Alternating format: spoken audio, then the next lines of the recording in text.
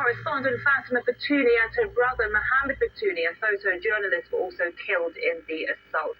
This footage shows the aftermath with the car burnt out and media credentials at the scene. The Al Mayadeen channel reports that 4 Israeli precision missiles hit the vehicle the journalists were travelling in. Other reporters working near the attack site were also reportedly wounded. The Lebanese president has described the attack as a deliberate war crime. People in Beirut have paid tribute to those killed and expressed outrage at the targeted bombing. They accuse West Jerusalem of deliberately seeking to fatally silence journalists. RT correspondent Steve Sweeney, who himself was wounded earlier this month in an IDF strike, can tell us more. Well, hundreds have gathered here in the Lebanese capital, Beirut, on Saturday evening, just hours after the targeted assassination of journalist Ali Shwaib, Fatima Batouni and her brother Mohammed Batouni, who were killed after their car was struck in an Israeli strike in Jazin in southern Lebanon. Now, the atmosphere here is a very emotional one. As you can imagine, they turned out in support and in solidarity with an outpouring of love, but also grieving the loss of their colleagues that died in the field. Even as we're marching here today, you can hear just above us an Israeli drone overhead, monitoring, observing, and attempting to intimidate the people here on the ground, but they refuse to be deterred.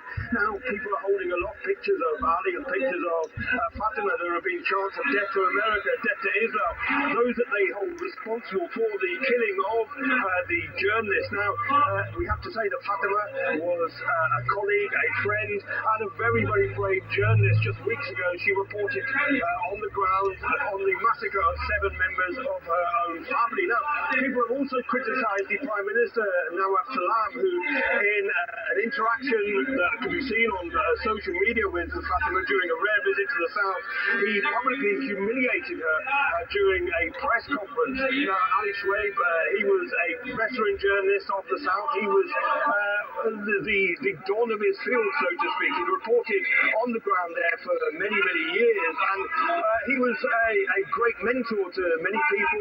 He was somebody that we would contact, even ourselves, for advice on working on the ground. Now, again, we have to say that attacking journalists is a war crime. Israel has admitted to carrying out the attack, but of course it's smeared Ali Shwaib, claiming that he is a Hezbollah operative. This is patently untrue, but it's the same pattern that we saw in Gaza when the journalists there were smeared as members of Hamas or members of Palestine Islamic Jihad. Now, Israel continues to say that it doesn't target journalists, yet it has killed hundreds since 2023, with more journalists killed by Israel in that period than were killed in the First World War, the Second World War, the Vietnam War, the war in Afghanistan, and the war in Iraq combined. So the message here on the ground is very clear, but it's also very defiant.